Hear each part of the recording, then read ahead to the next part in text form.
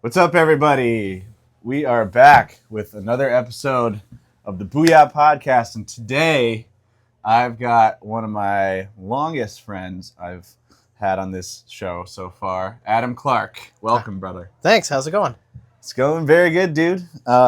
This is going to be a short and quick one because, well, our rehearsal kind of It was a long one. yeah, it went a little bit longer than normal, and that's okay.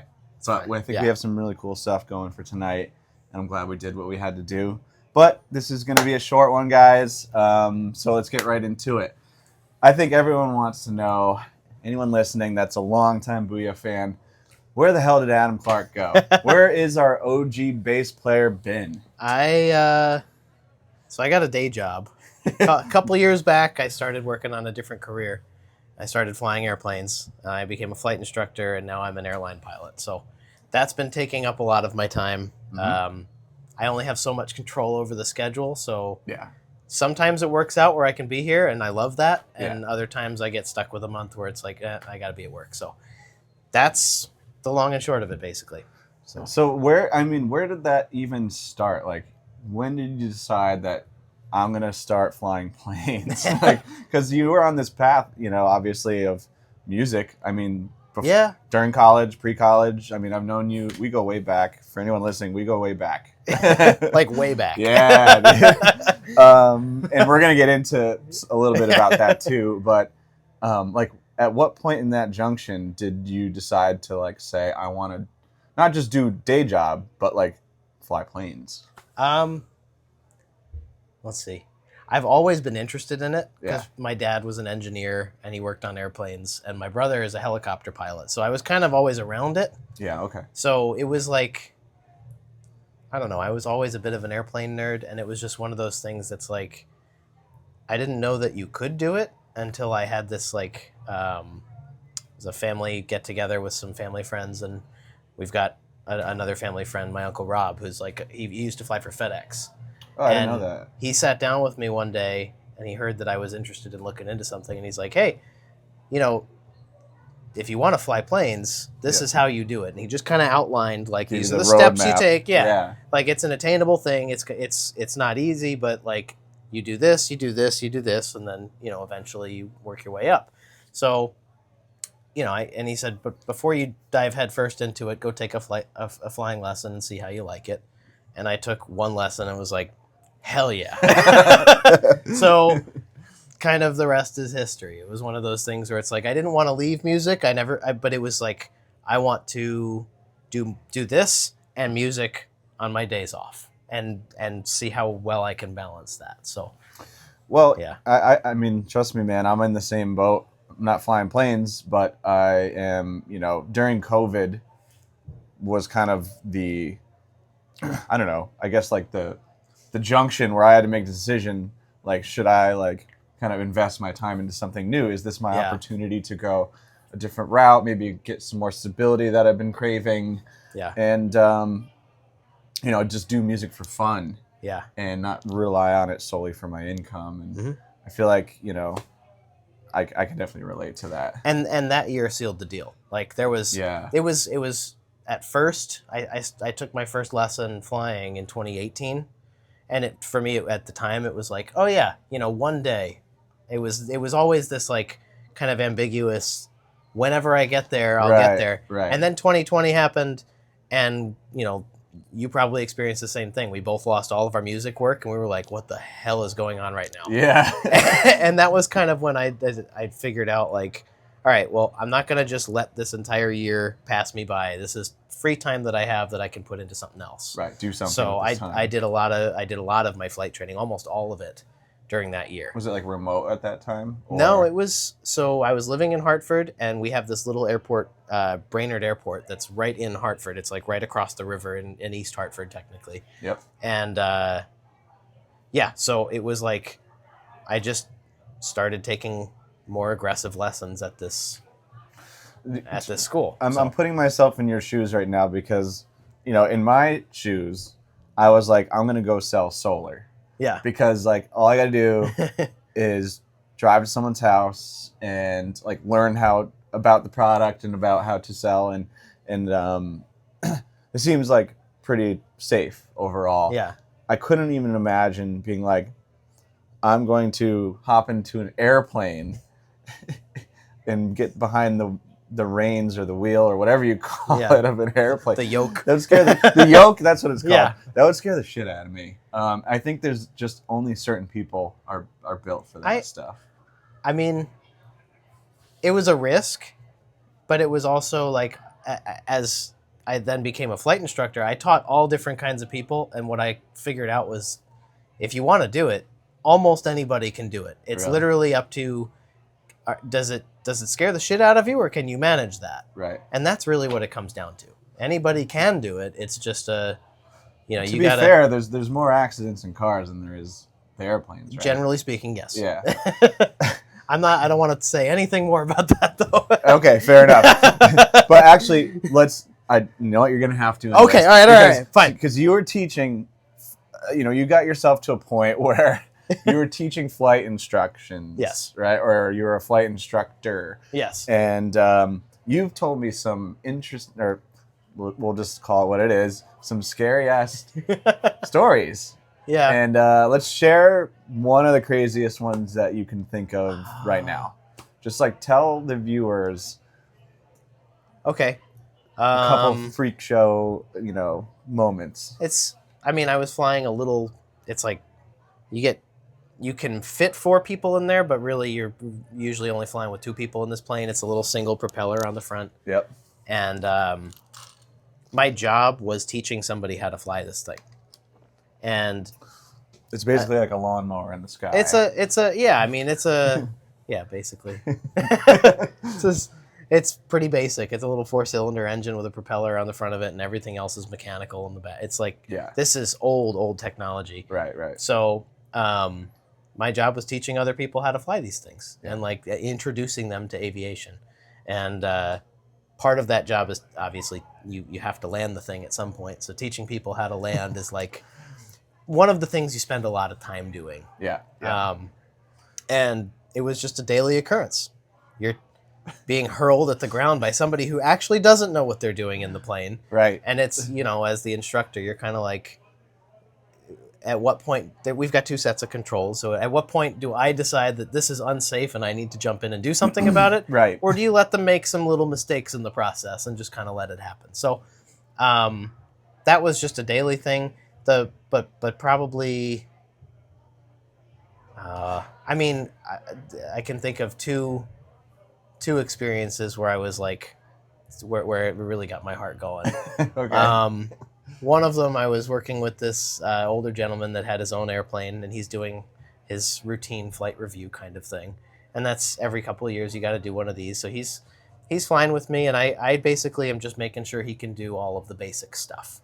So I asked him to do, a normal takeoff and a normal landing, and we kind of get to going through his maneuvers and whatnot. One of them is a stall, and it's something that you learn how to enter a stall and get out of a stall. That's like it's a huge part of pilot training, is like understanding what causes it, how do you get into one, how do you get out of one. Yep. His airplane was a little bit unfamiliar to me, and he put us into one and didn't correct for it correctly, and we ended up in what's called a spin. So it basically turned the airplane upside down, and we went into a spiral towards the ground. You serious? Yes. I don't think I heard that story. So okay, keep going. This was the day that I was like, oh shit. And I pulled us out of it. Yeah. And we leveled off. And I was like, we're going to go back now. We're going to talk about what happened and why that's not okay. And that was basically like one of those. And I came to find out later, I did some homework on that specific kind of airplane he was flying, and there had been multiple accidents caused by exactly that scenario. Really? Like fatal ones. And I was like, kind of lucky that I actually pulled it out. Yeah. I went to my boss at the time, and I was like, don't make me fly with that guy ever again. I really don't want to do that anymore. I've had enough of that. I'm sure at some point too, you saw that like, this is just not like the end goal of my like flight career. I need to like actually graduate into working for an airline where the only people I fly with are other experienced pilots. Exactly. Yes, that was so. I mean, that was kind of towards the end of my instructing. Everybody does this, like there's the 1,500 hour rule, and you can get around it with a few other ways. But for me, without an aviation degree or something, you need 1,500 hours of experience to move on to the next level. So I worked that up. Thank God that's a requirement, because you need the experience. You really need to, like, as a passenger, I'm glad that's you want to hear about that, so yeah, it took a while, but like it was worth it. It was all valuable experience, and it makes you a better pilot. Yeah, and look at you now. I mean, you're up there.